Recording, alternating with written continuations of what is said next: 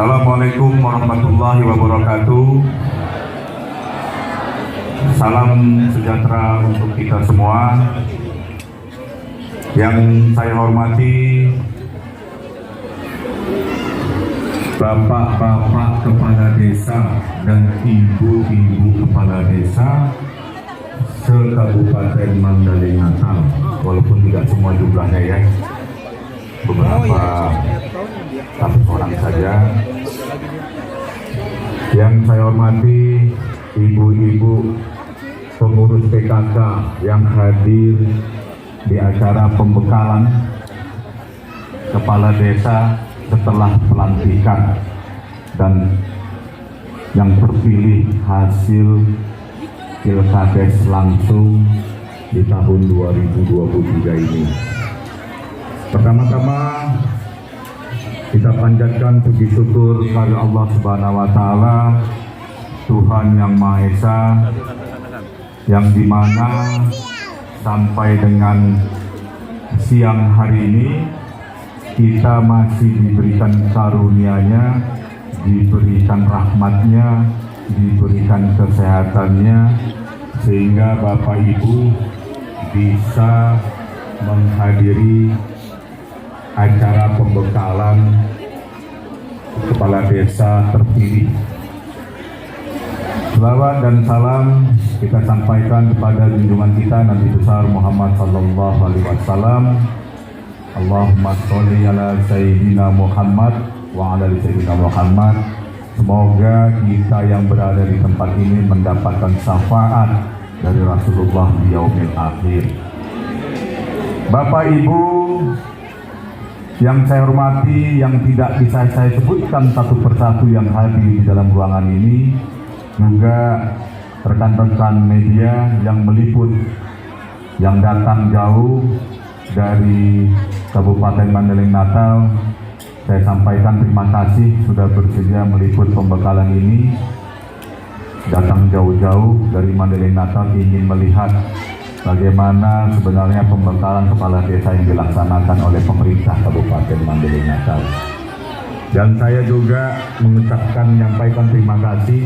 Saya datang kemari atas undangan permintaan Pak Bupati. Beliau menyampaikan langsung, Pak Kajari tolonglah dikasih sedikit pembekalan tentang hukum kepada kepala desa kami terpilih agar bisa kedepannya melaksanakan tugas dengan baik, karena mengingat waktu yang panjang yang akan dijalani oleh pemerintah desa selama 6 tahun lamanya. Saya menyambut baik, etikat baik dari keinginan kepala daerah kami memberikan pembekalan, walaupun sebenarnya Bapak Ibu selaku kepala desa sudah memahami ini, ya, memahami, karena bagaimanapun juga Bapak Ibu yang terpilih sebagai kepala desa merupakan putra putri terbaik di Kabupaten Mandailing Natal, yang merupakan pilihan dari masyarakat yang ada di Kabupaten Mandailing Natal. Kalau namanya putra putri terbaik, pasti mampu untuk menjalankan tugas itu dengan baik. Saya yakin. Cuma kami dari Kejaksaan Negeri Mandailing Natal di sini hadir hanya ingin sedikit memberikan pemahaman agar Bapak Ibu tidak salah dalam melangkah melaksanakan tugas sehari-hari untuk melayani masyarakat dan dalam mengelola anggaran dana desa yang kalau boleh kita bilang cukup besar, ya. Jadi saya di sini mengulangin tentang cerita aspek hukum saja. Saya tidak bercerita tentang kemana dan kayak mana Bapak Ibu menggunakan anggaran desa. Cuma saya ingin sedikit menceritakan tentang aspek hukumnya saja di dalam pengelolaan dana desa. Bapak Ibu yang baru dilantik itu ya, baru dilantik sebanyak 256 orang ya, 256 orang harusnya memahami Imam, memahami apa sebenarnya tentang tujuan desa itu.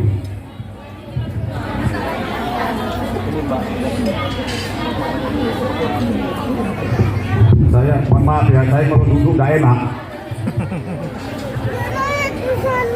Saya berdiri saja lah, biar Bapak Ibu yang duduk. Apa sebenarnya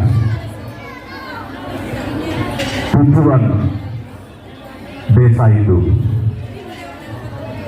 Ya, pemerintah mengakui dan memberi penghormatan atas desa yang sudah ada dengan keberagaman sebelum dan sesudah terbentuknya NKRI. Jadi desa ini sudah lama Pak, sudah ada jauh-jauh sebelum NKRI ini ada. Itulah makanya sekarang pemerintah ada membentuk undang-undangnya, undang-undang tentang desa, ya, yang dibentuk dan disahkan oleh pemerintah dan diakui. Dibentuk desa ada perangkatnya, ada kepala desa, ada pengurus desanya, ya. Ini gunanya untuk apa? Yang jelas adalah melestarikan, memajukan adat, tradisi dan budaya masyarakat desa. Gunanya apa lagi? Desa ini agar diberi status hukum, kepastian hukum dalam sistem ketatanegaraan Republik Indonesia demi mewujudkan keadilan bagi seluruh rakyat Indonesia. Berarti apa? Fungsi desa luar biasa Pak, diakui oleh negara.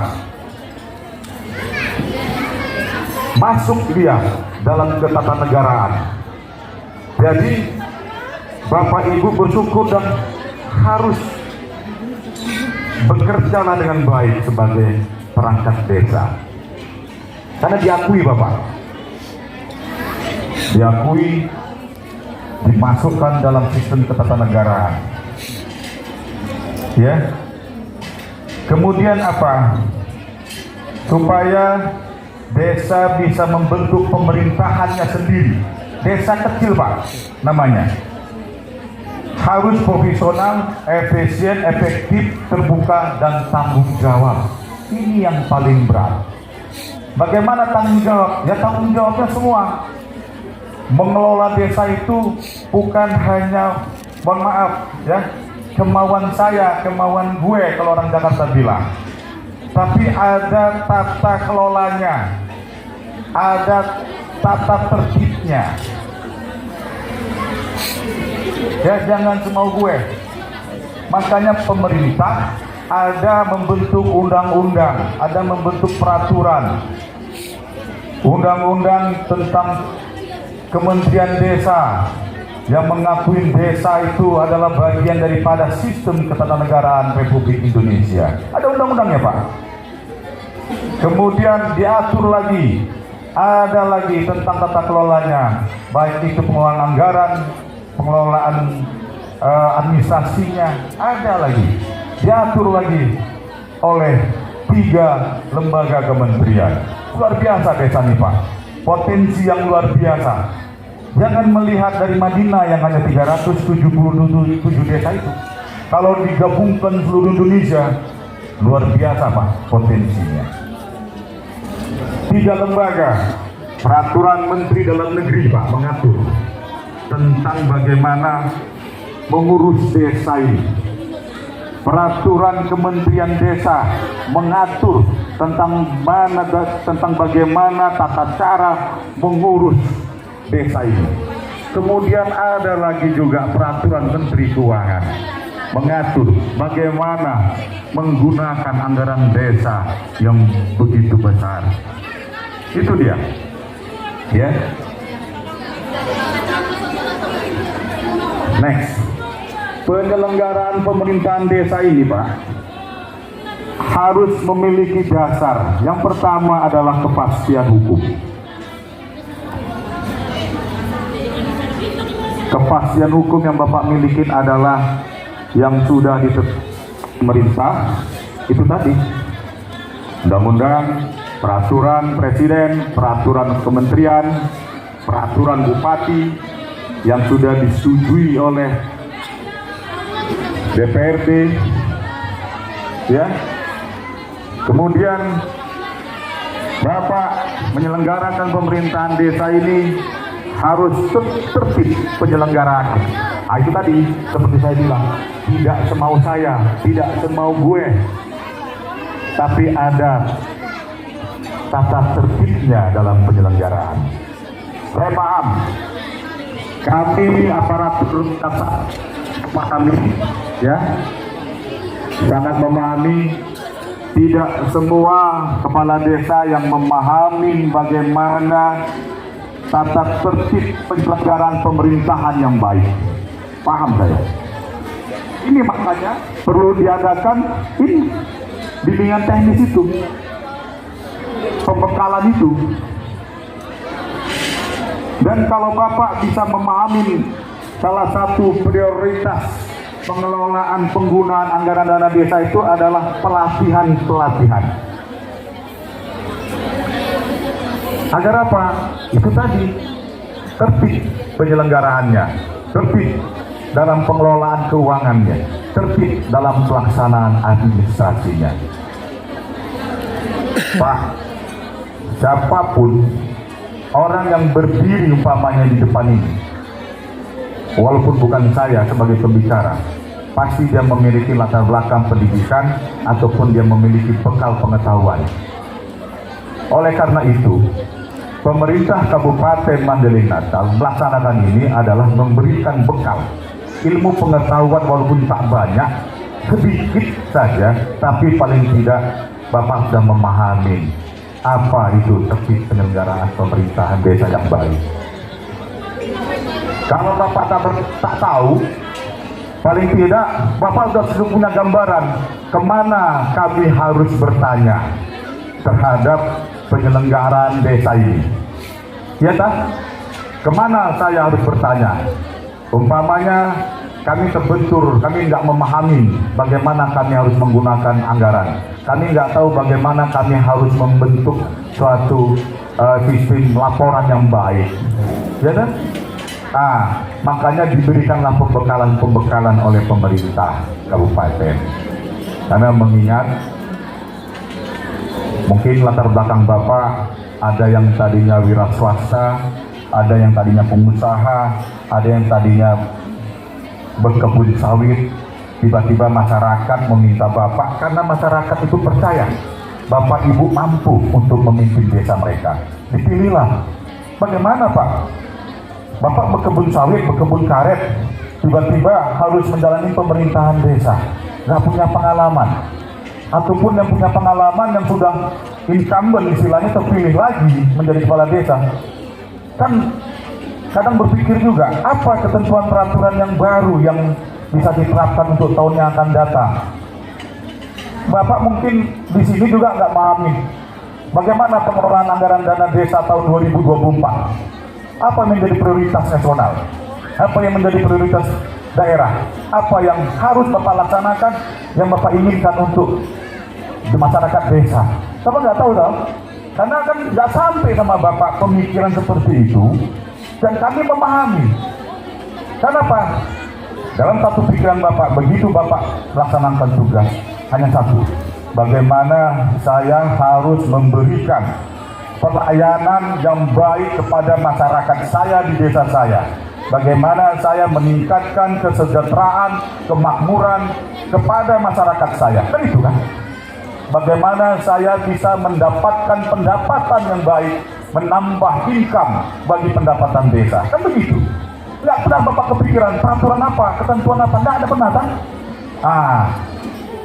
Nggak pernah. Itulah gunanya ada pembekalan ini, paling tidak Bapak bisa mendapat gambaran. Oh, saya harus kemana itu Bapak tahu. Apakah melaporkannya kepada PND, Pak kami mau buat ini bagaimana? Kalau Pak tidak tahu ada terbentur, oh kami ke kejaksaan lah. Pak, tolonglah Pak Kajari, kami ini ada kendala, kami tidak memahami tentang ketentuan tata kelola. Pak, tolong Pak, di desa kami sangat tinggi kriminalitas. Minta ke Pak Polisi, bagaimana penanggulangan dan pencegahannya.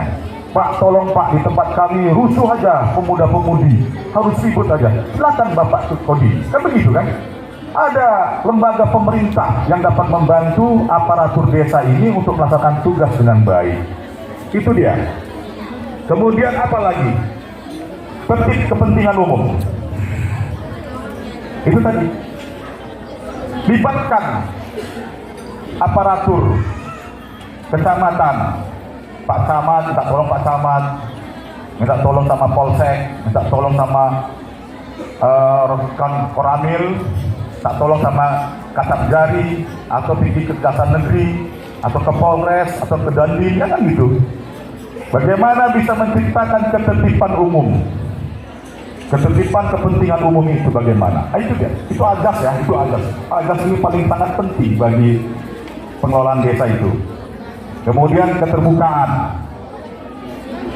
Sekarang eranya sudah keterbukaan, Pak. Malah desa ini saya dengar sudah diwajibkan untuk memiliki sistem IT dalam pengelolaan anggaran dana desa. Tidak usah Bapak takut lah. Tidak usah Bapak takut dalam pengelolaan anggaran dana desa itu kalau terbuka. Ya, jangan takut. Silakan Bapak laksanakan kegiatan program desa. Laksanakan itu dengan baik. Jangan fiktif. Jangan rekonstruksi. Maksudnya barang lama dibagus-bagusin kembali. Misalnya Bapak mau buat program umpamanya pembangunan drainase untuk mengarahkan ke sawah-sawah. Yang Bapak kerjakan langsung ada perintah. Ini namanya rekondisi, Pak. Jangan ya. Pesan saya jangan seperti itu. Karena inilah era keterbukaan, masyarakat memiliki peran serta untuk bisa menilai ya dan mengevaluasi tugasnya para kepala desa. Sama Pak, saya berdiri di sini pun kami selalu dievaluasi oleh pimpinan kami. Apa yang telah kalian laksanakan di daerah, dievaluasi Pak per 3 bulan. Kenapa? Kita semua bertanggung jawab kepada pimpinan kita. Pimpinan kepala desa siapa? Bupati kan? Kan ke bupati kan? Kepala daerah itulah pimpinan kepala desa. Kalau saya Jakarta, Jaksa Agung kan gitu. Kalau kepolisian Kapolri, kalau Kodim Panglima TNI, ya itu dia. Kalau Bapak, ya itu tadi. Itu keterbukaan itu. Ajasnya keterbukaan. Masyarakat sekarang sudah cerdas Pak, cerdas sekali. Mereka bisa menilai, bisa mengevaluasi kinerja kita semua selaku aparat pemerintah. Kalau kami sipil negara, kalau Bapak aparatur pemerintah desa yang berdasarkan undang-undang dan dipilih langsung oleh masyarakat. Kemudian apa? Profesionalitas. Saya yakinlah seperti tadi pembukaan tadi yang saya sampaikan, Bapak Ibu merupakan putra-putri terbaik bangsa yang dimiliki oleh Kabupaten Mandailing Natal. Bapak profesional, ya, tahu menempatkan diri, ya, itu dia. Dan saya tidak banyak bicara lagi tentang itu aja, karena mengingat waktu juga hampir sholat Jumat. Kemudian saya next halaman 4 Mas. Saya tentang apa itu kepala desa. Sedikit aja kepala desa ini, tidak banyak. Apa itu kepala desa? Kepala desa memiliki tugas menyelenggarakan pemerintahan desa, melaksanakan pembangunan desa, pembinaan kemasyarakatan desa, dan pemberdayaan masyarakat desa. Ini dia. Biar Bapak pahami, makanya melakukan pendekatan. pembekalan oleh pemerintah kabupaten biar sejalan visi misi pemerintah kabupaten dan pemerintah pusat di dalam melaksanakan pembangunan demi Indonesia maju.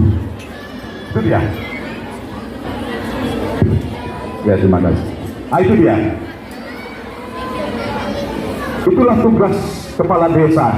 Itu berdasarkan pasal 26 Undang-Undang Pemerintahan Desa. Nah, kemudian kepala desa itu memiliki wewenang. Bayangin, Bapak dikasih wewenang penuh oleh pemerintah. Dikasih wewenang penuh. Satu, memimpin penyelenggaraan pemerintahan desa. Memimpin, Bapaklah pemimpinnya di desa itu. Dan saya yakin Bapak pasti mampu. Karena Bapak dipilih oleh masyarakat di kampung kita, di tempat kita tinggal, Bapak Ibu, karena Bapak mampu dan cakap untuk memimpin ini. Mana mungkin mereka pilih orang yang ada di lembaga pemasyarakatan kan Pak? Ya kan? Nggak cakap kan? Nah, itu ya. Karena mungkin selama ini Bapak ditengoknya mampu berinovasi di desa, mampu bersosialisasi di desa, mampu mengakomodir, mampu semua untuk merangkul masyarakat desa. Nah, memimpin penyelenggaraan pemerintahan desa. Kemarin baru aja Pilkades selesai. Ada calon yang kalah. Nah, ini mohon tolong Pak jangan dikotak-kotakkan. Ya, oh itu Cipolan tuh gang sana itu, lorong sana itu, jalan sana itu milih si A deh kemarin, nggak milih saya. Tolong jangan. Karena Bapaklah sekarang yang diamanatkan oleh undang-undang untuk menyelenggarakan pemerintahan desa dan menjadi seorang pemimpinnya. Itu dia. Tolong dirangkul masyarakat, sama-sama gotong royong untuk membangun, sama-sama kita membantu pemerintah untuk bisa memajukan desa itu dengan anggaran dana desa yang ada. Ya, jangan dikotak-kotakkan. Ya, dirangkul semua, dirangkul, diajak bersama-sama gotong royong, diajak sama-sama untuk bahu-membahu membangun desa, melaksanakan program pemerintah nasional, melaksanakan program pemerintah daerah, melaksanakan apa yang sudah ditanamkan, yang sudah dirapatkan, dimusyawarahkan oleh masyarakat ke desa Bapak yang dimasukkan di dalam APBD desa. Itu dia. Apa fungsinya? Yang biar dalam rel sesuai dengan ketentuan undang-undang pengelolaan anggaran dana desanya. Kemudian Bapak memiliki wewenang mengangkat dan memberhentikan perangkat desa. Wah, ini Bapak seperti bupati kecil nih Pak. Iya kan? Mengangkat dan memberhentikan perangkat desa. Ini seperti bupati kecil Pak di desa. Ini undang-undang Pak, bukan saya mengatakan. Ini undang-undang. Pasal 26. Silakan Bapak beli, mumpung di Medan nanti ke Gramedia beli undang-undang pemerintahan desa. Tahun 2014 kalau nggak salah saya. Nomor 11 2014. Coba Bapak cek nanti di situ. Ini dia, ini undang-undang, bukan kata saya. Ya karena ada anggota yang nggak mampu bekerja, ada anggota yang nggak mau bekerja. Ada anggota yang mau bekerja, tapi dia kurang paham. Ini mudah kita ngaturnya kan, dalam arti mengajarinya kan. Ada yang mampu dia bekerja, tapi dia malas untuk melaksanakan tugas dari kepala desanya. Dia repot kepala desanya. Ya kan? Oleh karena itu makanya undang-undang memberikan ini, mengangkat dan memberhentikan perangkat desa. Tapi ada prosedurnya nanti Pak.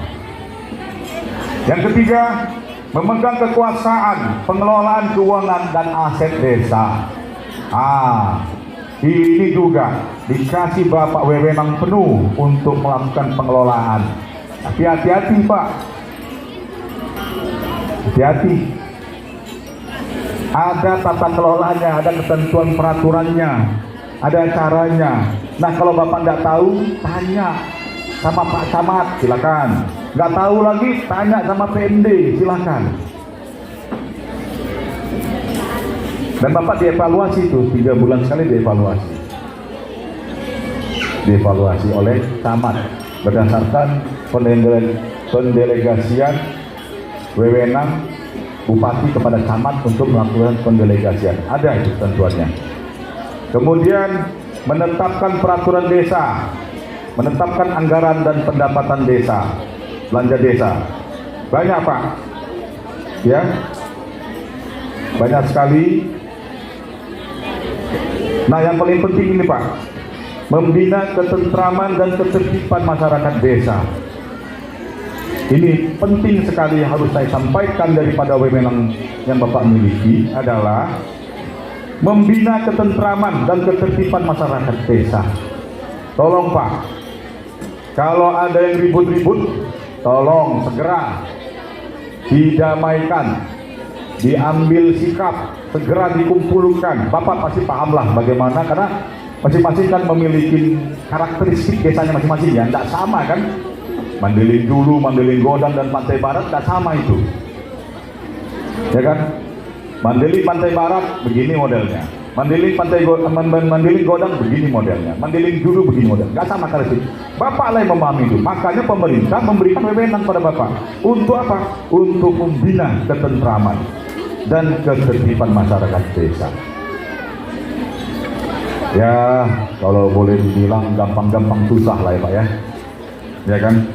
Tapi kalau Bapak bisa bekerja dengan ikhlas, bekerja dengan hati, ya, bekerja dengan apa yang diamanahkan oleh masyarakat, saya yakin Bapak bisa merangkul seluruh lapisan masyarakat, mulai dari anak muda sampai tokoh-tokoh masyarakat di desa itu. Itu makanya Bapak dipilih, ya.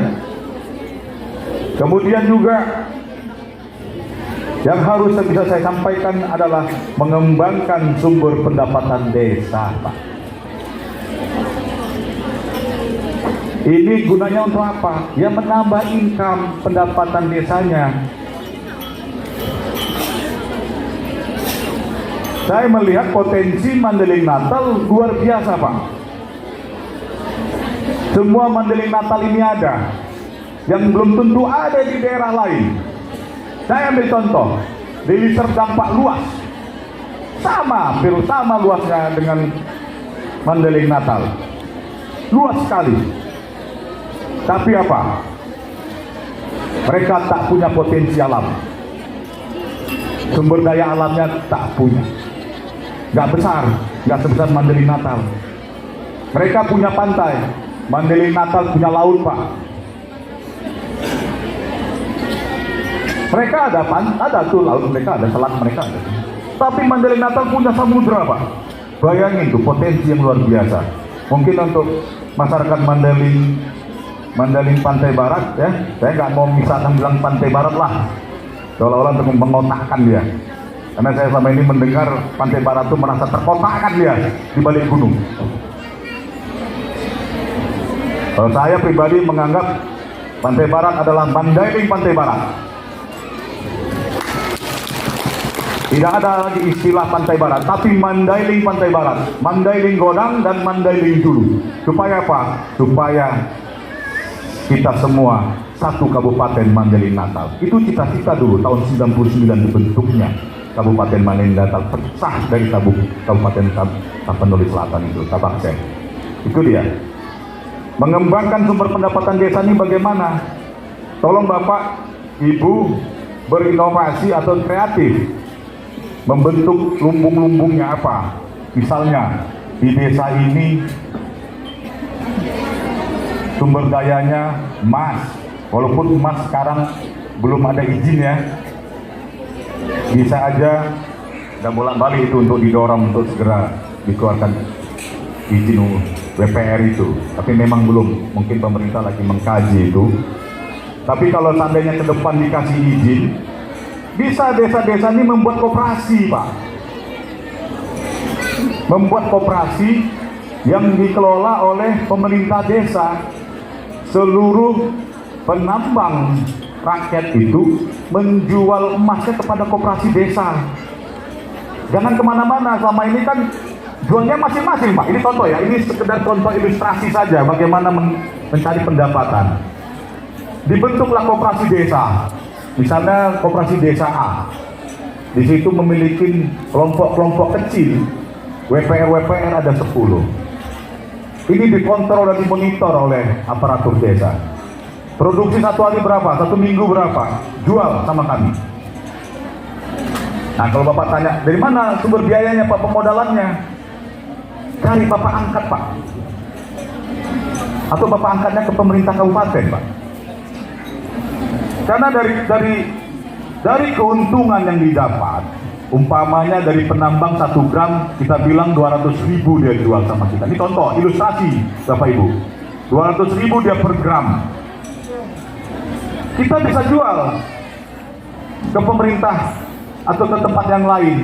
Syukur-syukur alhamdulillah, mudah-mudahan pemerintah kabupaten mau membuat BUMD untuk mengelola sumber-sumber daya alam di Mandailing Natal ini. Dijual ke BUMD umpamanya 300.000, kan untung 100.000 per gram. Ini ilustrasi ya, ilustrasi. Hanya saya membawa bagaimana kita bisa mendapatkan sumber pendapatan desa. Bisa dapatkan 100.000 kalau produksinya di daerah itu 100 gram per minggu, kan lumayan. 100.000 dikali 100 gram, 100.000 rupiah, 10 juta ya, 1 minggu. Masuk pendapatan desa, itu loh. Atau dibuat BUMD ya, BUMD Des itu, dilihat apa yang mau dapatkan. Misalnya durian gitu, produksi durian, kok BUMD yang beli dari anggaran dana desa dikumpulin, cari Bapak angkatnya dari kabupaten lain, atau siapa yang mau beli, atau siapa yang mau jual. Ini diambil keuntungan dari situ. Tapi memang kadang terjadi pergolakan ataupun terjadi yang kadang debatable juga di bawah. Ada masyarakat setuju, ada masyarakat nggak setuju. Seperti hasil-hasil pertanian itu. Nah, itulah bagaimana mengembangkan sumber pendapatan agar bisa meningkatkan APBD desanya desa itu. Ya. Baik. Bagaimana next? Bagaimana kepala desa memiliki kewajiban? Menjadi kepala desa memiliki kewajiban yang tidak boleh tidak, yang harus dipedomani sesuai dengan undang-undang. Pertama, kepala desa wajib memegang teguh dan mengamalkan Pancasila, melaksanakan Undang-Undang Dasar Negara Republik Indonesia tahun 45, serta mempertahankan dan memelihara keutuhan NKRI dan Bhinneka Tunggal Ika. Ini dia Pak. Makanya saya bilang jangan dikotak-kotakkan Pak masyarakat. Ini tugas kita, ya, tugas kita bersama untuk bisa mengamalkan Pancasila, menjaga keutuhan NKRI dan Bhinneka Tunggal Ika. Ini tugas kita Pak bersama. Bukan hanya tugas Bapak, tugas kami juga. Makanya ini harus saya sampaikan di dalam acara ini. Inilah kewajiban kepala desa. Kemudian, apa wajibnya lagi? Meningkatkan kesejahteraan masyarakat desa. Meningkatkan kewajiban masyarakat, mensejahterakan masyarakat desa. Bisa banyak cara ini Pak. Bapak kalau ada kesempatan dan memiliki kemampuan di tahun 2000 ke depan ini, 2024 nanti, Bapak bisa ambil contoh Masjid Joko Karyan Yogyakarta. Bagaimana masjid itu bisa mensejahterakan jamaahnya atau masyarakat di sekitarnya. Joko Karyan, luar biasa tuh Pak Masjid. Nggak punya saldo dia, nol terus. Setiap hari, setiap Jumat, kalau bulan puasa, setiap hari Pak, beri bukaan, beri makanan itu. Kita kalau Islam yakin sedekah itu pasti akan memberikan manfaat yang luar biasa. Bapak boleh buka ayat Al-Baqarah 261 itu. Satu butir yang ditanam akan menghasilkan 7 batang dan menghasilkan masing-masing 1 batang 100 butir. Berarti 700 butir Pak. Masa dari 700 butir yang kita tanam satu enggak ada yang berbuah? Al-Baqarah 261 tentang sedekah. Nah itu dia. Bagaimana Bapak bisa mensejahterakan masyarakat desa? Salah satunya adalah dengan gotong royong Pak. Dilihatlah masyarakat yang susah, yang miskin.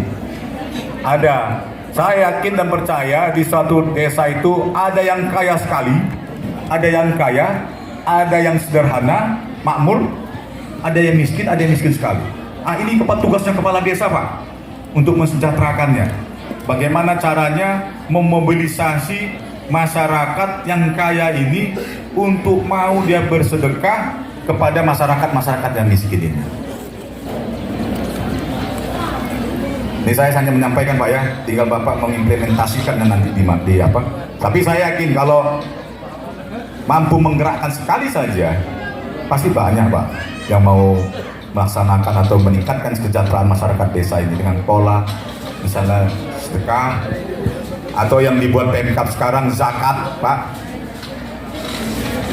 Pemkab kan lagi giat-giatnya mengumpulkan zakat infak dari seluruh ASN yang ada untuk mensejahterakan masyarakat yang susah, tapi melalui badan amal zakatnya kabupaten. Kenapa di desa nggak dibuat seperti itu? Nggak usah khawatir Pak, nggak akan miskin. Tidak akan miskin Pak. Saya lupa di Al-Baqarah ayat berapa.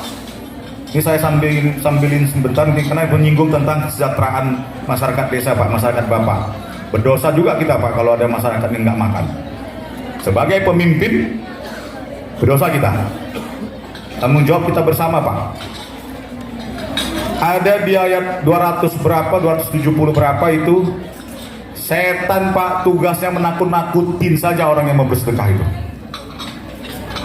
Nakut-nakuti saja setan itu ketika mau sedekah.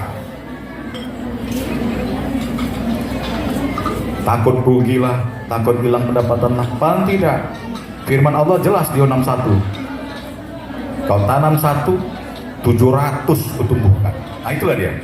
Jadi tidak salah juga Bapak untuk bisa bagaimana memobilisasi Bapak Ibu, apakah lewat door to door, bagaimana, apakah lewat PKK mengumpulkan siapa yang mau bersedekah. Ada masyarakat kita 10 orang yang nggak mampu, siapa yang mau menyumbangkan beras, ya kan,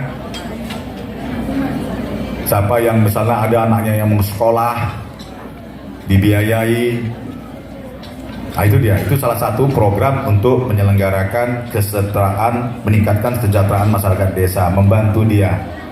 Kalau bapak-bapak punya kebun sawit, ataupun punya kebun karet, ataupun punya usaha apa yang bisa diajak untuk bekerja, atau masyarakat Bapak punya usaha apa, bisa Bapak sampirin masyarakat yang mampu itu.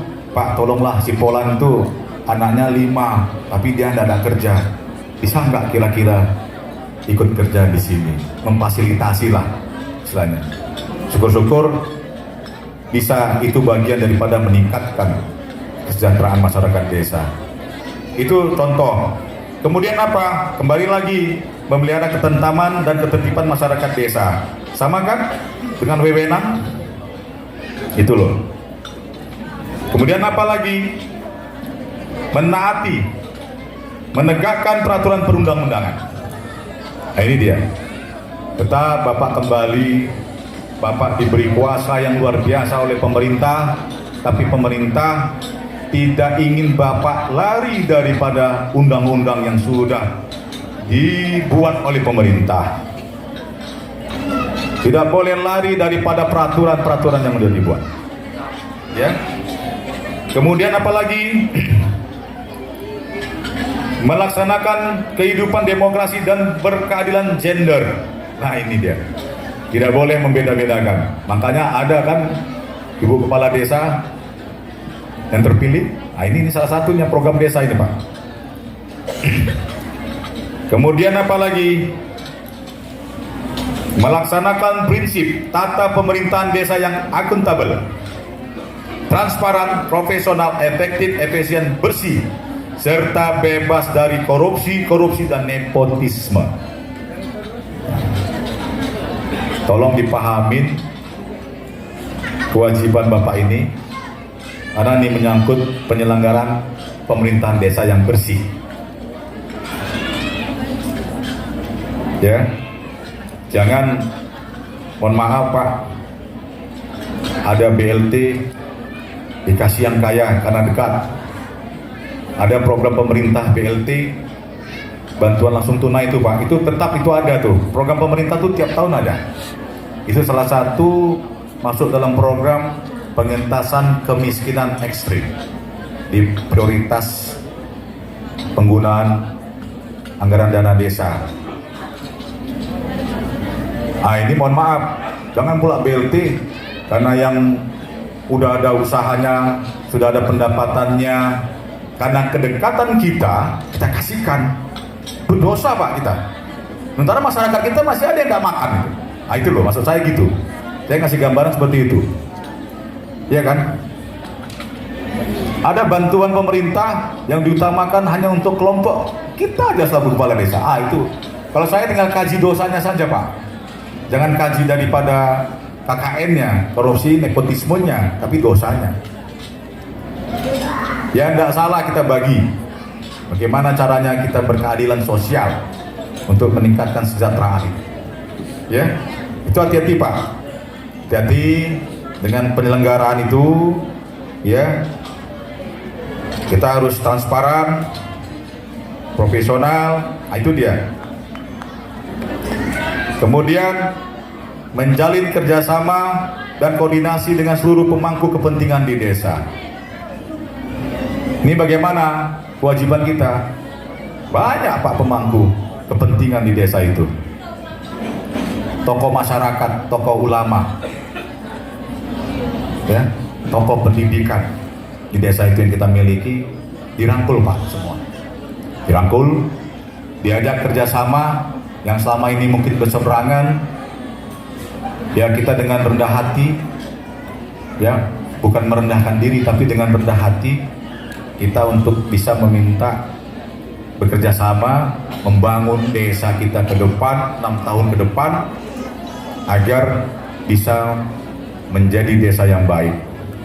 Itu dia, ya. Banyak lagi kewajiban yang harus dilaksanakan oleh kepala desa.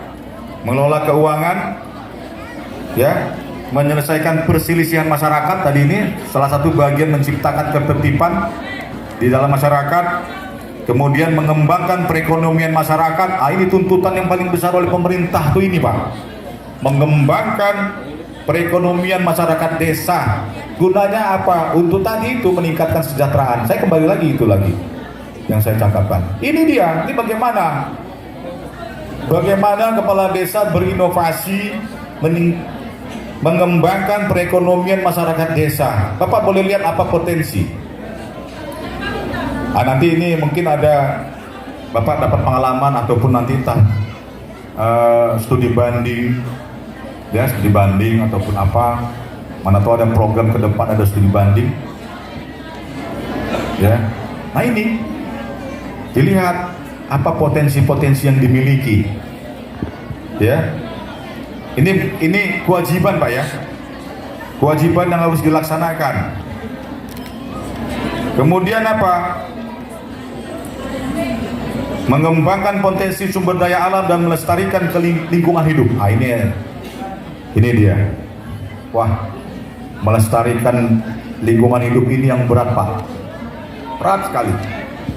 Kalau udah masuk eskavator, udahlah. ya kan? Kalau nggak masuk eskavator udahlah. Tapi paling tidak ada satu hal yang bisa Bapak lakukan untuk melestarikan lingkungan hidup ini. Apa itu? Melaporkan Pak kepada pemerintah kabupaten. Udah. Lapor sama camat, lapor sama Pak Bupati. Itulah salah satu minimal. Laporkan itu. Karena apa? Rusak Pak lingkungan hidup. Saya ambil contoh. Desa kita itu penghasilan utamanya pertanian Pak. Sawah dibombardir sama eskavator, habislah sawah itu. Masyarakat kita hobinya menjala ikan, habis Pak. Ini karena apa? Karena memang sampai sekarang menjadi suatu dilema juga. Belum ada memang perizinan yang turun terhadap WPR ini, ataupun perizinan yang diberikan pemerintah untuk penambangan emas, belum ada. Tapi tetap juga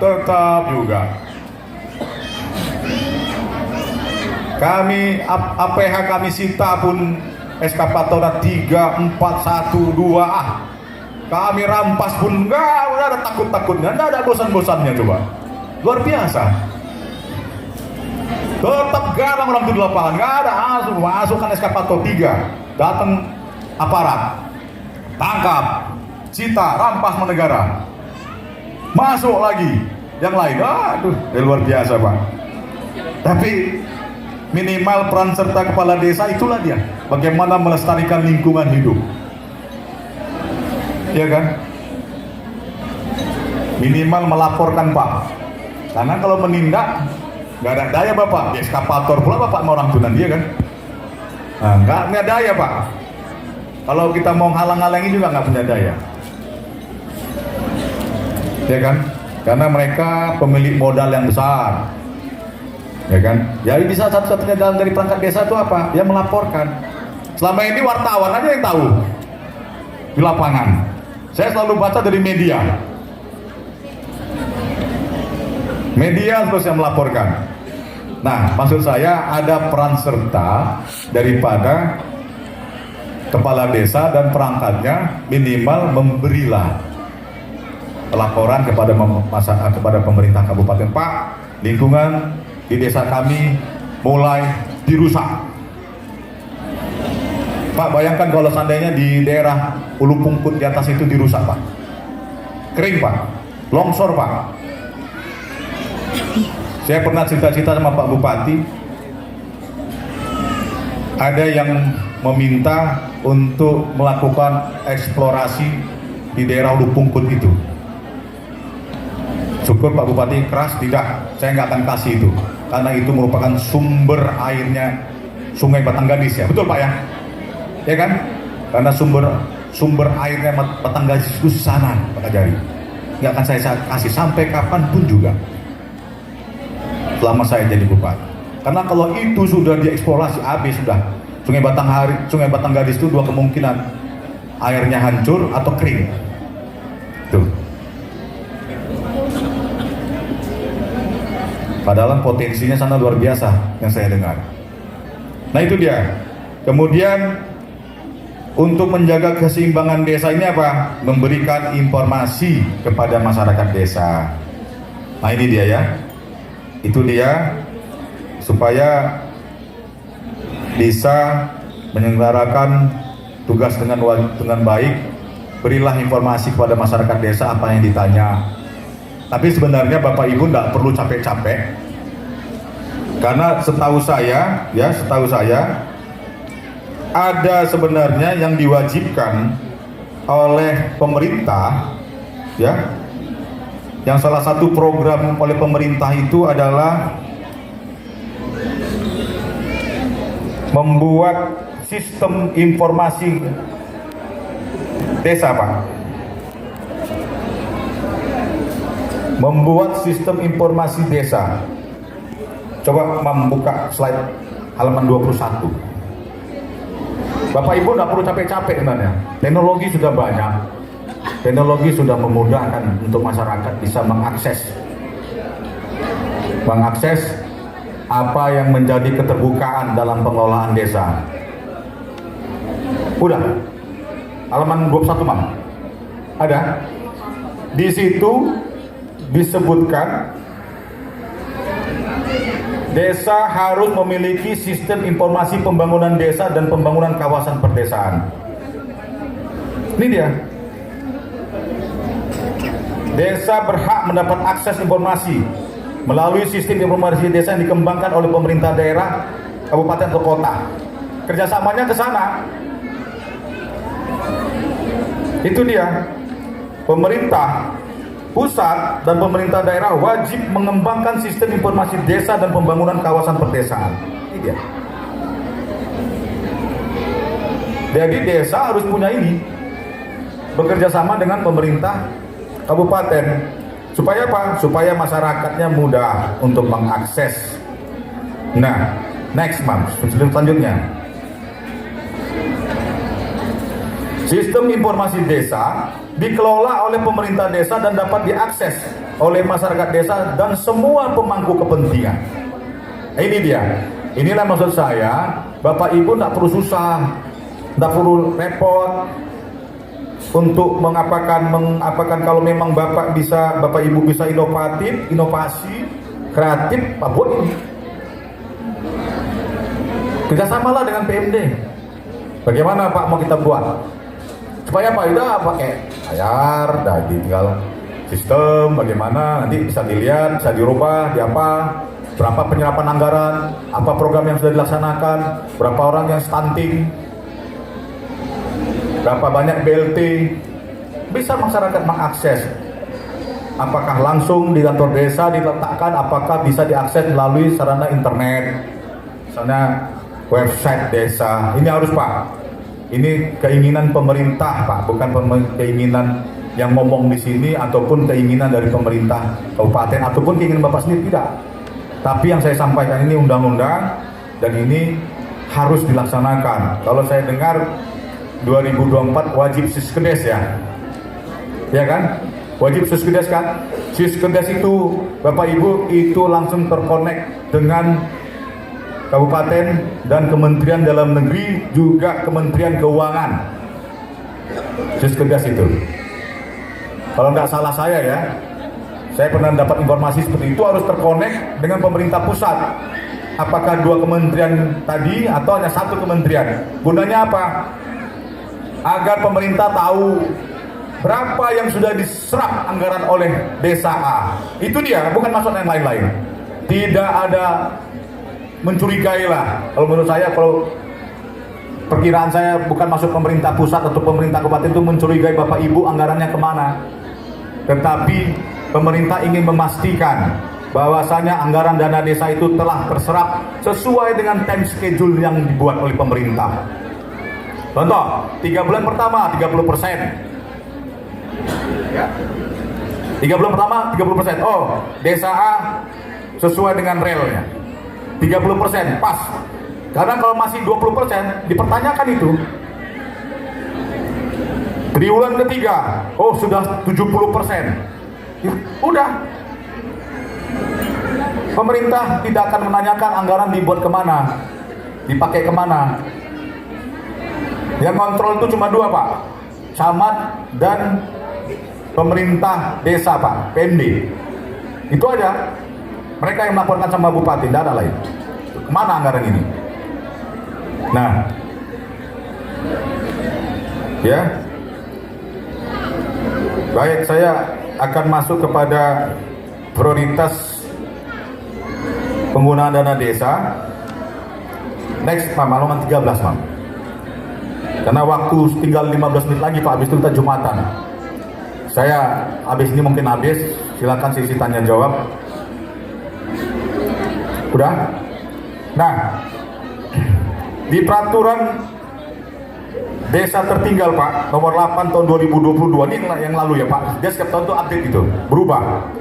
Ini saya belum dapat, tadi saya cari dari kemarin tahun 2024 ini apa, mana, belum dapat saya. Cuma saya rasa tidak jauh beda ini. Ya. Bagaimana prioritas penggunaan dana desa? Pertama adalah untuk pemulihan ekonomi nasional. Ya. Apa itu? Satu, untuk pendirian, pengembangan, peningkatan kapasitas pengelolaan BUMDes. Kalau Bapak mampu silakan. Ini prioritas Pak, sesuai ketentuan. Kalau Bapak nggak mampu silakan bertanya kepada instansi terkaitnya, PMD lah terutama. Kan itu PMD perpanjangan tangan daripada bupati, bupati perpanjangan tangan daripada pemerintah pusat dalam pengelolaan anggaran dana desa ini. Silakan. Kemudian apa? Pengembangan usaha ekonomi produktif yang diutamakan dikelola badan usaha milik desa. Apa ini ekonomi produktif? Misalnya membuat konveksi, bisa jadi, ya kan? Yang kedua menjadi apa? Lumbung padi daerah. Yang ketiga apa? Menjadi produksi terbesar durian di Indonesia, bisa jadi. Nah itu dia. Kemudian bagaimana? Pengembangan desa wisata. Nah ini nanti minta bimbingan Bapak Ibu kepada instansi yang terkait. Ya. Next. Apa itu program halaman 14? Apa itu program prioritas nasional? Sesuai dengan kewenangan desa, prioritas penggunaan dana desa untuk program prioritas nasional sesuai kewenangan desa meliputi perbaikan dan konsolidasi data SDGs desa dan pendataan perkembangan desa melalui indeks desa. Ini Bapak Ibu kalau kurang memahami silakan tanya nanti ke PMD atau ke Pak Camat. Pak, bagaimana kami mengembangkan ini? Bagaimana kami harus mengupdate data SDGs ini? Ini prioritas penggunaan dana desa ini. Kalau rusak, perbaikan. Kalau nggak ada, silakan dibuat cepat. Itu dia. Ini prioritas. Tapi ini tahun yang lalu Pak, 2023 ini dilaksanakan. Tapi kita nanti lihat tahun 2024 ini apa menjadi program. Saya berharap nanti PMD bisa segera membagikan apa yang menjadi prioritas nasional, daerah, dan apa yang menjadi program dari desa itu. Kemudian apa? Penguatan ketahanan pangan nabati dan hewani. Saya ada baca Pak di media sosial berdasarkan dari seminar-seminar nasional yang dilakukan oleh kementerian, ini masih ada untuk kedepannya ketahanan pangan nabati dan hewani. Ini salah satu program yang dibuat pemerintah adalah untuk jangka panjang. Apa gunanya? Untuk mensejahterakan masyarakat desa. Ya, di situ apa? Ada pengembangan usaha pertanian, perkebunan, perhutanan, peternakan atau perikanan. Menyesuaikan Pak dengan desa dan mengikuti apa yang menjadi program kabupaten. Itu dia. Kemudian apa lagi? Pembangunan dan pengelolaan lumbung pangan desa Pak. Ini dia. Kalau tadi desa Bapak Ibu merupakan penghasil beras, silakan bagaimana polanya. Penghasil durian, silakan. Penghasil karet, bagaimana ini? Kenapa harga karet bisa rendah sekarang? Ini dia. Ini kan harus dikaji juga. Ya. Kemudian apa? Pengolahan pasca panen. Banyak Pak. Ya, boleh saya bilang katakan berat tugas kepala desa ini. Amanah yang sangat mulia. Sangat mulia sekali amanah yang diberikan. Salah satunya itu tadi, mensejahterakan masyarakat desa. Ya. Banyak lagi Pak ke bawah. Kemudian Bapak Ibu juga dikasih dana operasional pemerintahan desa. Dikasih Pak.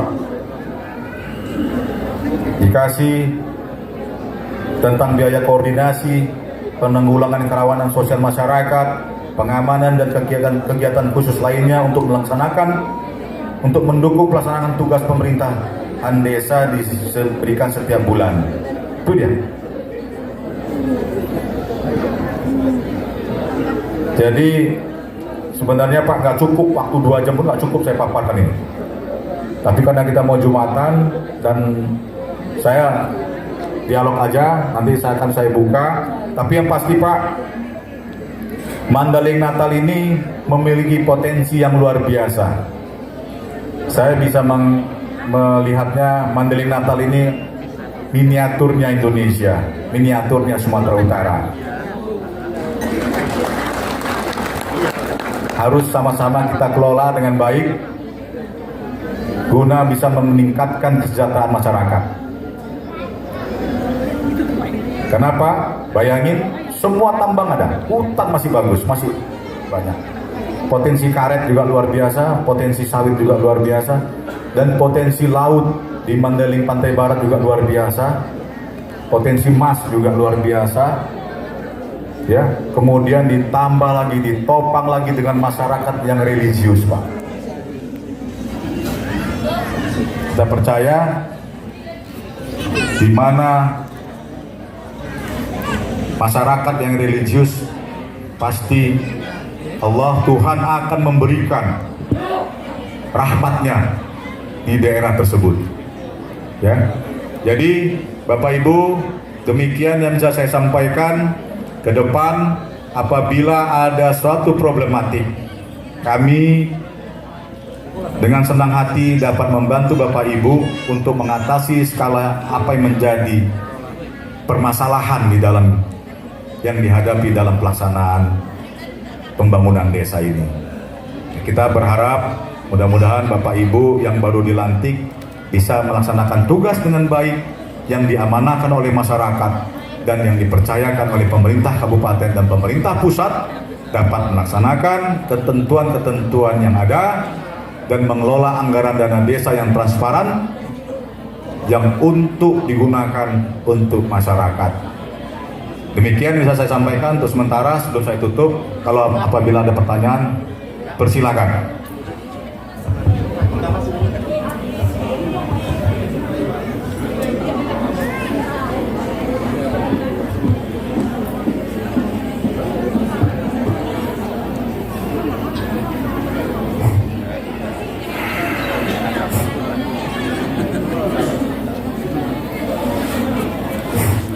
Assalamualaikum warahmatullahi wabarakatuh. Waalaikumsalam warahmatullahi wabarakatuh. Perkenalkan Pak, nama saya Zulkarnain, Kepala Desa Muara Pungkut, Kecamatan Kota Nopan.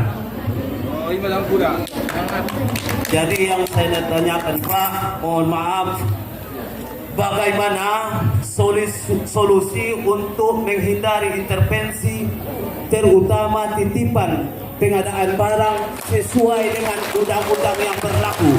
Satu. Yang kedua, sebagai pemerintahan desa, alangkah baiknya dari pribadi saya Pak, akan diadakan nomor NIP desa dengan tujuan supaya aparat desa tiap bulan dapat menerima yaitu honorer Pak. Jadi ini saya kutip dari YouTube Pak, bagaimana kan Indonesia kita ini supaya merata Pak. Sebab apa? Kulihat di lapangan aparat desa ini sangat butuh masyarakat. Umpamanya contoh, dia itu ada umpamanya pesta, dari mana dia dapat duit? Sementara ini honor kepala desa umpamanya pencairan bisa 8 bulan Pak. Tentu banyak hutang dengan tetangga Pak, ini kasihan. Jadi ujung-ujungnya bermuara kepada desa. Kenapa tidak ditanyakan kepada ke atas?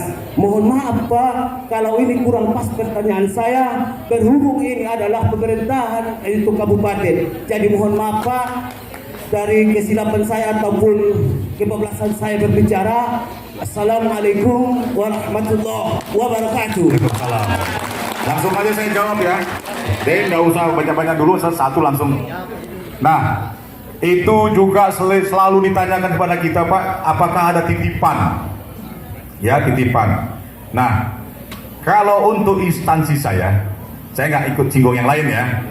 Instansi saya, kami pastikan Pak, kami tidak ada titipan-titipan kegiatan di desa-desa. Jadi Pak, maksud saya Pak, kalau ada Pak, ya. Kalau ada, ya, silakan langsung datang kejaksaan. Siapa? Bapak nggak usah takut. Ya Pak, ya. Terima kasih Pak. Datang ke kita, sampaikan Pak, apa benar si Fulan titipan Bapak?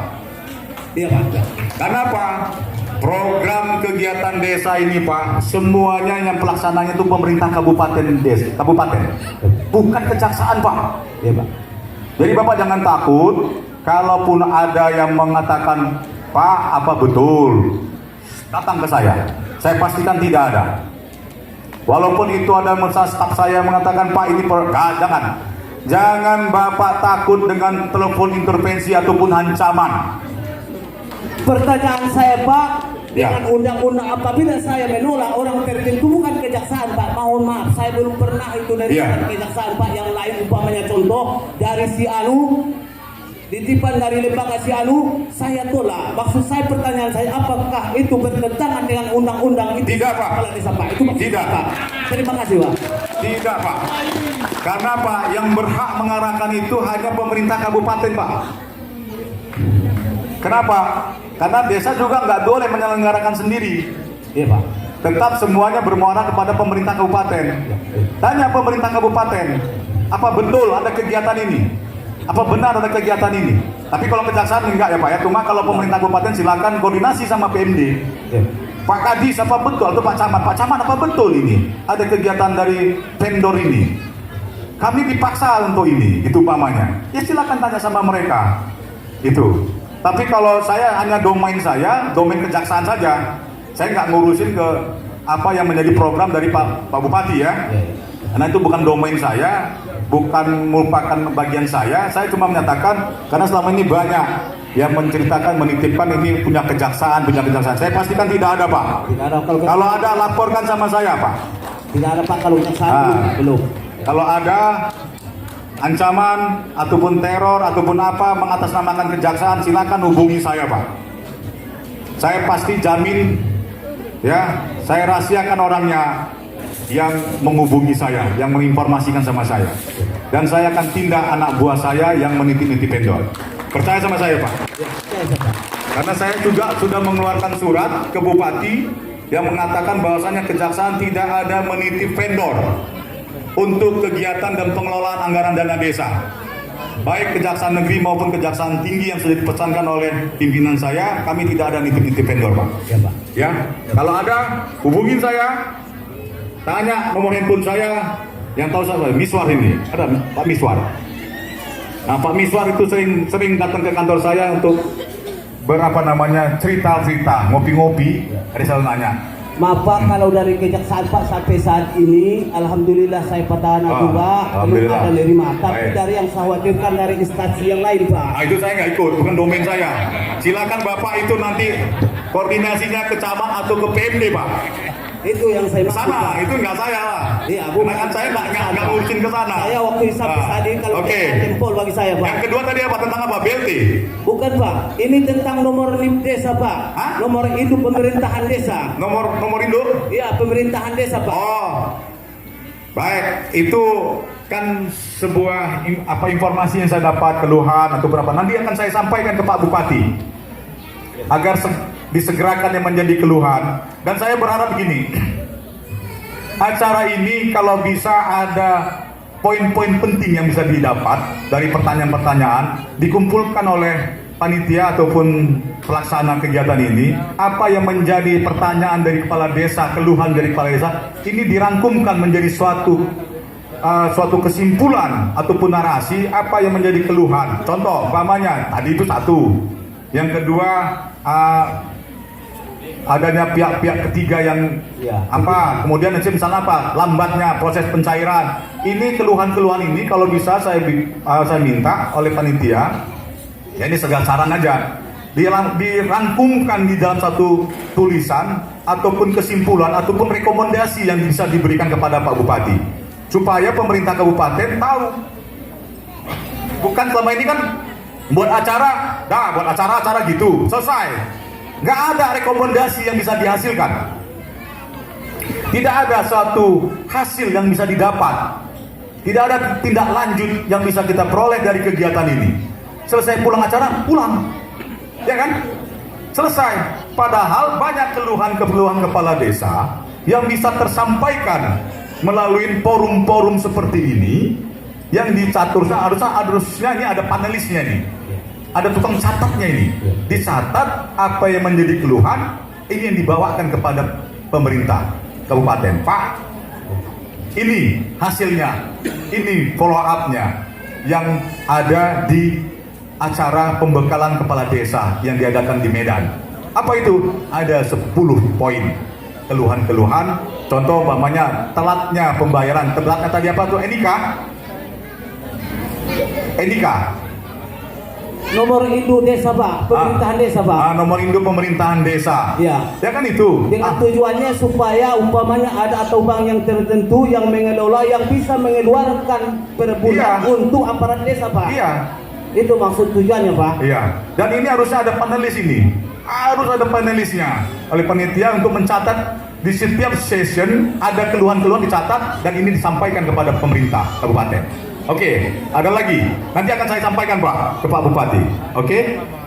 Kalau bisa Pak, ya maaf ini saya ini jadi ini aja loh. Ya. Ya. Udah cukup? Assalamualaikum warahmatullahi Dari mana Pak? Desa mana? Namanya siapa? Namanya Zulkarnain Nasution, Desa Muara Pungkut, Kecamatan Kota Nopan. Oh ya, oke. Terima kasih Pak Zulkarnain. Ada lagi? Oh ya. Assalamualaikum warahmatullahi wabarakatuh. Waalaikumsalam warahmatullahi wabarakatuh. Saya Ramadhani, saya kepala desa dari Desa Luka Padang, Kecamatan Pasantan. Jadi pertanyaan saya Pak mengenai pembahasan tadi, di sini ada pembahasan tentang BLT. BLT ini seharusnya kan sampai itu ke masyarakat itu berkeadilan, seperti pembahasan tadi. Jadi yang jadi topik pertanyaan saya, misalnya satu keluarga itu dia lebih dari 5 orang dan keluarga yang kedua itu hanya 2 orang. Pembagian BLT itu kan rata Pak. Ya. Hitungannya per kakak. Sementara ada juga orang kaya misalnya yang kebagian BLT tadi. Ya. Karena saya masih baru, saya belum begitu paham. Ya. Jadi kira-kira ada nggak sih Pak kewenangan yang diberikan kepada kami kepala desa ataupun kebijakan yang bisa lebih memberikan misalnya mungkin memberikan lebih kepada satu kepala keluarga, karena itu tadi pemakainya lebih banyak daripada yang mungkin keluarga berencana. Sekian pertanyaan dari saya. Wassalamualaikum. Ibu apa tadi namanya? Ibu Ramadhani. Baik, terima kasih Bu Ramadhani.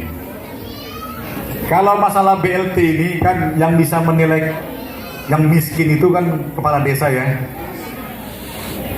Kalau dinas kan nggak tahu nih mana yang miskin, mana yang di bawah kemiskinan ekstrimnya kita nggak tahu. Yang bisa menilai itu, dan saya rasa ada kriterianya itu Pak. Ada kriterianya dan tata tolak ukurnya yang dimiliki oleh pemerintah. Ibu bisa konsultasi dengan camat atau tanyakan dengan camat mana Pak kriteria yang bisa diberikan kepada BLT. Itu pedomannya. Karena nggak mungkin pemerintah memberikan bantuan tanpa ada juknisnya. Ya, tapi yang pemahaman saya per kakak, sepanjang dia memiliki NIK, kartu keluarga, ya, dan ada KTP, ya kan, KTP di wilayah ibu. Jangan ibu kasihkan BLT di luar, misalnya desa ibu, desa Ujung Pandang dari ya, Kuta Padang, ibu kasihkan yang untuk kawasan daerah lain, nggak boleh, ya kan? Karena kan yang mengeluarkan, siapa yang mengeluarkan apa ini data masyarakat miskin ini? Yang kepala desa yang tahu sentuhannya kepada masyarakat miskin di daerah itu. Kalau nilai uangnya itu ada poin-poinnya yang dinilai. Tapi saya rasa hampir sama semua Bu. Kalau BLT itu sama semua. Ada aturan yang mengatur mana bisa. Terima kasih. Tapi yang pasti BLT ini adalah bagian daripada program pemerintah dalam mengentaskan kemiskinan ekstrim. Dan untuk kepala desa agar hati-hati di dalam memberikan BLT ini, karena ya bisa tidak tepat sasaran Bu. Tapi salut berani. Ibu bisa data kakak ibu berapa orang, misalnya 100 orang. Ya, 100 orang, ibu bisa klasterkan, bagiankan dia. Oh, yang pendapatannya sekian, ini sekian. Nah, kalau umpamanya nggak tahu juga, silakan koordinasi dengan Pak Camat. Ya, dengan Pak Camat. Kenapa? Karena pun kalau kita tanya ke BPS statistik, ya, badan statistik, mereka juga datanya dari desa, Bu. Jadi yang tahu yang miskin itu ya Ibu. Ibu jangan sampai salah, kepala desa jangan sampai salah ngasihnya. Ada jumlahnya, nah, itu yang harus dipahami. Kalau jumlahnya berapa, nah itu biasanya hampir sama, biasanya nggak jauh beda. Makanya itu dilihat, biasanya samalah pemerintah ngasih, tidak ada beda-beda. Itu ada lagi Bu Ramadhani. Oke, terima kasih. Baik Pak, perkenalkan Pak. Nama saya Nandu Pak. Nandu. Kepala Desa Sasaran dari Kecamatan Natal Pak. Oke. Di sini tadi Bapak menyampaikan latar belakang kepala desa ini berbeda-beda Pak. Ada petani, ada nelayan, Iya. bahkan ada buruh juga Pak. Ya. Ketika udah menjadi kepala desa. Jadi di sini yang mau saya sampaikan Pak, untuk mengantisipasi intervensi yang datang dari luar, seperti yang disampaikan Bapak tadi yang terdahulu, Pak Jul, ya. bagaimana menurut Pak Novan kalau seandainya di kecamatan atau di desa itu dibentuk pokja hukum Pak? Artinya pokja hukum. Pokja hukum, ya. Ya, tujuannya Pak untuk menyaring semua intervensi ataupun masukan-masukan yang datang dari kabupaten. Karena terus terang aja Pak, kadang intervensi atau masukan itu tidak sesuai dengan kebutuhan masyarakat yang ada di desa kita Pak. Jadi kalau acuannya kita bertanya kepada camat, mohon maaf Pak, di kecamatan kami saja camatnya ditangkap Pak, diponis 90 bulan penjara Pak.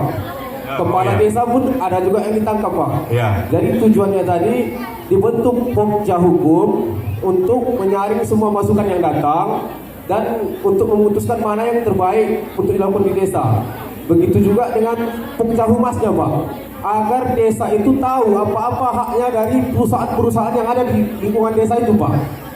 Nah, mungkin dalam hal ini saya bertanya pendapat Bapak, kepada Bapak, bagaimana pendapat Bapak tentang pembentukan pokja hukum dan pokja humas tersebut Pak? Demikian, Assalamualaikum warahmatullahi wabarakatuh. Waalaikumsalam. Kalau memang itu bagian daripada perangkat desa, buat Pak. Silakan. Kalau memang mau dibuat perangkat hukum dan perangkat humas. Iya.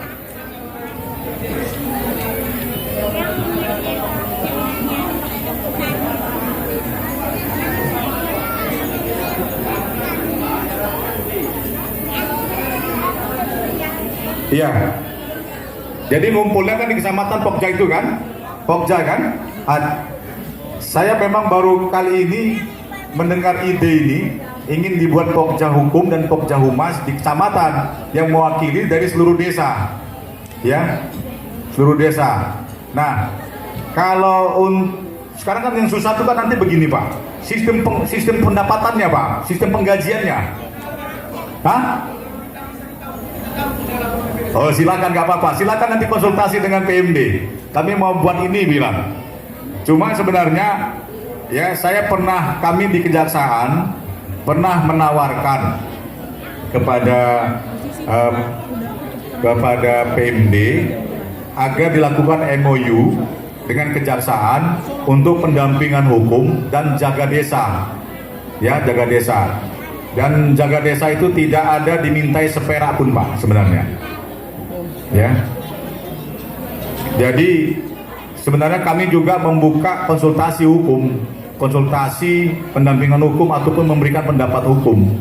Kalau umpamanya Pak Camat nanti tidak setuju buat itu, Bapak boleh minta konsultasi hukum kepada kami. Karena bagaimanapun juga kadang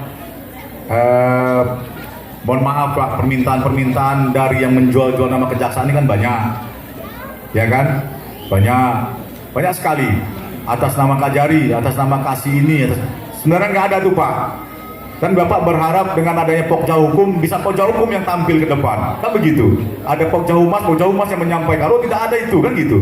Karena Saya tahu paham konsekuensinya kalau langsung kepala desa, nanti kepala desanya ditandain. Tapi untuk kejaksaan saya berani garansi tidak ada. Tapi kalau memang belum nggak bisa terbentuk nanti Pokja Hukum ataupun Pokja Humas yang ada di desa di kecamatan, kami bersedia Pak untuk bisa selalu memberikan saran ataupun pendapat ataupun istilahnya untuk mendampingin desa dalam pengelolaan dana desa ini dengan wadah yang kami miliki seperti jaksa jaga desa dan juga pendampingan hukum dari Perdata dan Tata Usaha Negara. Kalau memang Bapak berkenan silakan datang ke kita, nanti kita konsultasikan dengan staf-staf saya yang ada. Cuma kalau masalah tadi Bapak keinginan Bapak, silakan Pak. Bagus sebenarnya itu kalau memang mau dibuat pokja-pokja hukum dan pokja-pokja humas yang ada di kecamatan, tapi di kecamatan Pak ya, jangan di semua desa, karena semua desa banyak kali nanti. Nah, dan Bapak kalau pokja hukum harus dilihat siapa pendekar hukumnya ini. Ya kan di pokja humas siapa nih yang bisa menjadi reporternya ini, juru bicaranya nih. Nah ini juga itu loh. Perhatikan itu yang menterwakilkan dari seluruh desa yang ada di kecamatan yang tempat Bapak ada.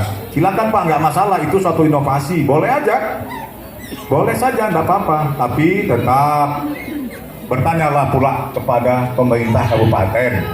Ya, jangan bertindak sendiri juga. Dibolehkan nggak? Kalau saran saya baik juga itu dibuat dalam arti mewakili daripada seluruh desa yang ada di kecamatan itu. Oke, ada lagi? Habis cukup? Sekali Pak. Hah? Nanti kita sambung lagi, kalau begitu langsung sama Bapak aja kayaknya. Oke, satu lagi lah. Oke, Nah, boleh. satu lagi. Tadi abang ini sebenarnya. Nah, satu lagi. Siapa? Mbak Yudi? Satu lagi ya. Karena Bapak Ibu, Bapak-bapak kan mau Jumatan juga kan?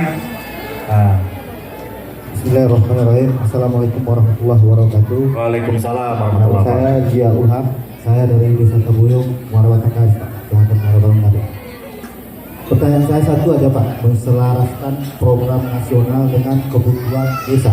Contoh, di desa itu kami evaluasi kebutuhan kami khusus di Pantai Barat, jaring ikan, penangkap ikan.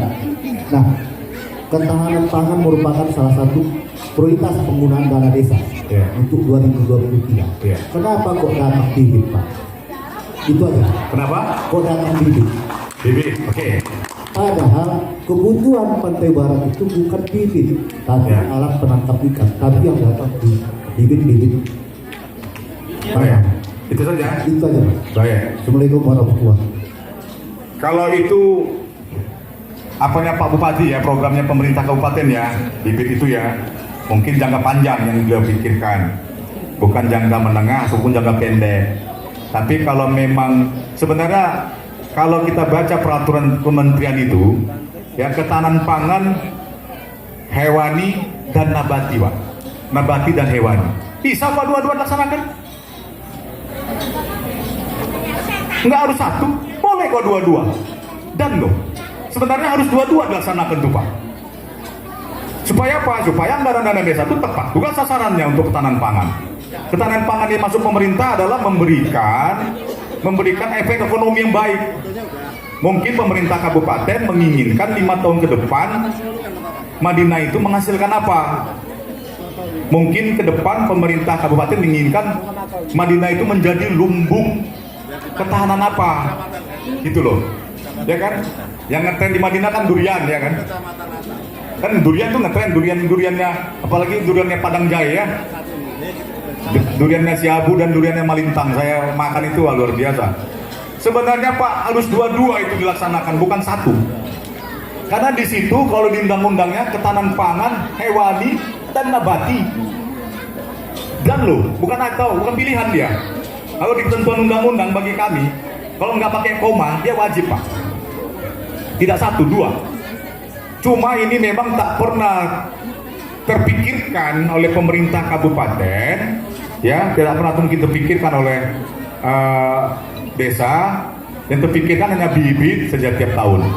Iya toh, bibit kan, boleh dua-dua kok, laksanakan dua-dua. Sepanjang itu ditampung di dalam APBD DES.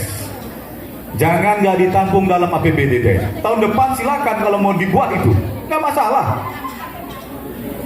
Kalau kan tadi begini, sinkronisasi kegiatan itu kan antara pemerintah desa dan pemerintah kabupaten.